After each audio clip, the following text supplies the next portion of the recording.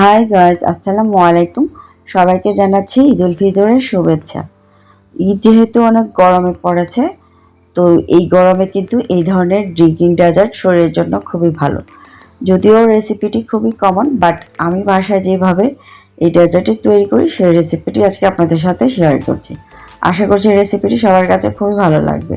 তাহলে দেখে নেওয়া যাক এই আমার ড্রিঙ্কিং ডেজার্টটি কীভাবে তৈরি করি। ড্রিঙ্কিং ডেজার্ট তৈরি করার জন্য নিয়ে নিলাম 1 কাপ পরিমাণে পানি, এর সাথে অ্যাড করব 2 টেবিল স্পুন চিনি, এরপর যাবে 1 টিস্পুন আগার আগার পাউডার, এরপর 2 টেবিল স্পুন স্ট্রবেরি জ্যাম।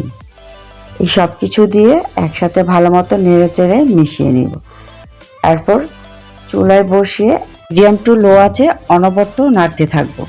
নাড়তে নাড়তে যখন একটা পর্যায়ে বলক উঠে মিশ্রণটা একটু ভারী হয়ে আসবে, তখন চুলা থেকে নামিয়ে একটি ডিশে মিশ্রণটা ঢেলে নিব। মিশ্রণটা ডিশে ঢেলে ফ্রিজে রেখে দিব। এটা জেলো আকারে পরিণত হবে, আর সেই ফাঁকে সাগোটা রান্না করে নিব। পরিমাণ মতো পানি আমি আগে সেদ্ধ করে রেখেছি, আর এই সেদ্ধ করা পানিতে এই সাগোগুলো ভালো মতো সেদ্ধ করে নিয়েছি। এখন একটি স্ট্রেনারে ঢেলে পর্যাপ্ত পরিমাণ ঠান্ডা পানি দিয়ে সাগোগুলোকে একটু ধুয়ে নিয়েছি। প্রায় 1/3 কাপ সাগু সেদ্ধ করা হয়েছে। পানি দিয়ে ধুয়ে নেওয়ার কারণে সাগুগুলো দেখুন একদম ঝরঝরে হয়ে আছে, একটার সাথে একটা লেগে নেই। ডেজার্টে আমি একটি আপেল ইউজ করব, তো আপেলটাকে এখন কুচি কুচি করে কেটে নেব। আপনারা চাইলে ডেজার্টে দুধ, সাগু আর জেলু দিয়ে করা যায়।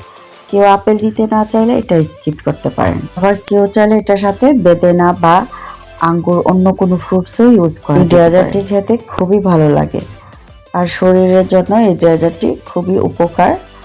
আর সাগু তো পেটের জন্য খুবই ভালো, পেটকে ঠান্ডা রাখে। এই দুধটাকে একদম ঘন করে ভালো মতো জাল দিয়ে নিয়েছি।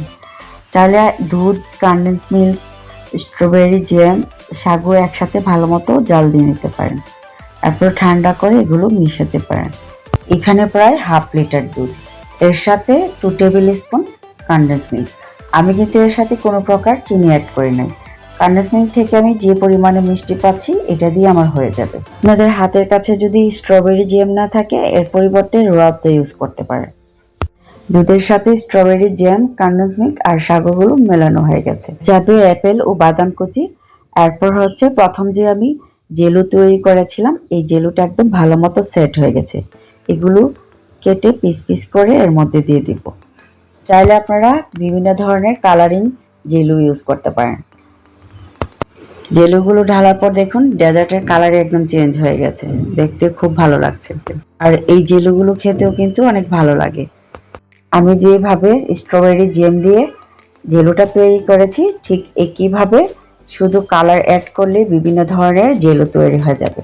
বিভিন্ন কালারের জেলু তৈরি করে এই ডেজার্ট অথবা অন্যান্য ডেজার্টেও জেলুগুলো ইউজ করতে পারবেন। সবকিছু আমার তৈরি হয়ে গেছে, এখন হচ্ছে সার্ভ করার পালা। এই ডেজার্টটি খেতে খুবই মজার।